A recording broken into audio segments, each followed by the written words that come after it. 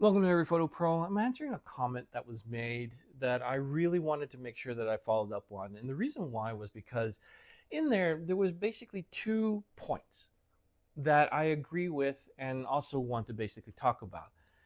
The first one was that the f4 aspect of this lens is not very fast. Okay, so there's one. And then the second one is why does OEM system keep on reminding everybody about the fact that they are getting that crop factor, right? Because I did state in that review that the 12 to 100 should be considered a 24 to 200 in your head. And where that comes from, I'm going to start backwards. Where that comes from and why I think it's important is because I want you to see this. Right here, you're looking at the very, very, very well built Sigma 5614. This was my third lens purchase when I got into this system. And the reason why I wanted to get it was because I wanted to get a prime that had more light able to be coming in 1.4. I mean, geez, you can't go wrong with that.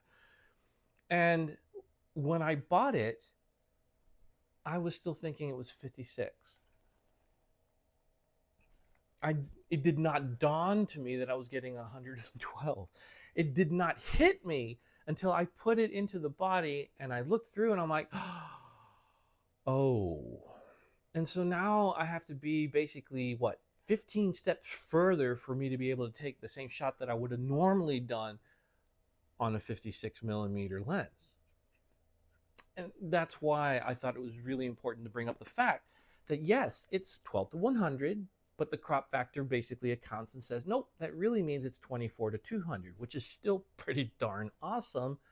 And that's why I was comparing it to my 2470L, the Canon there. Yes, it's an apples and oranges because this is an f4, that's a 2.8.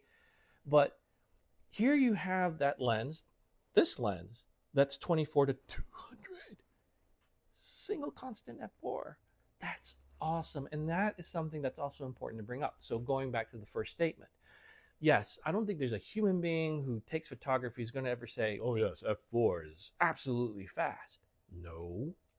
But you know what? When it comes to zooms, you have to also think about the fact that a lot of them, they are pretty variable. And they have to be, because if you had 2.8, constant size, zooms that are out there, and there are a few, and we've seen them. Sigma has them, friggin' Tamron, if I remember, has them. Sony has one. They're horrendously huge. They're horrendously expensive. And nobody's going to want to take that because that's not the point of this setup. That's not what OM was trying to do when they made the Swiss Army lens, okay? So I agree with you. F4 isn't horrendously fast, but I'm not fearing of it. It doesn't make me any more disappointed that I don't have the 1.4.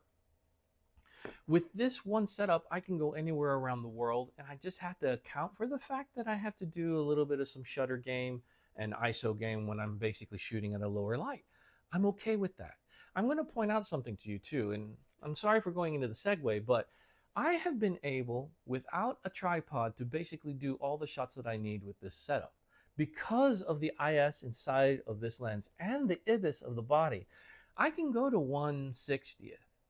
Handheld taking a picture of a waterfall, and I don't have to worry one darn bit if it's going to be blurry anywhere else in general. A lot of the car shots that I'm starting to do now with this setup, handheld, and I'm doing them at 160. Some of them I've done on 140, and the car comes out crisp. I admit, some of them definitely come out blurry too, okay? But I get the money shot sometimes, so that's the game.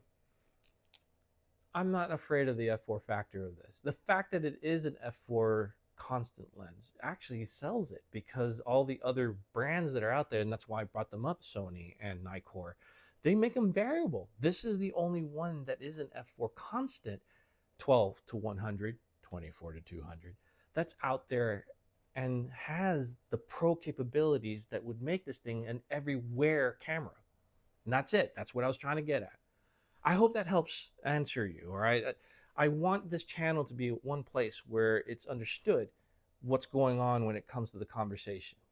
And if you want to, we can continue the debate, but that's where I was coming from with it. And I do appreciate that you came to Every Photo Pro. Keep shooting.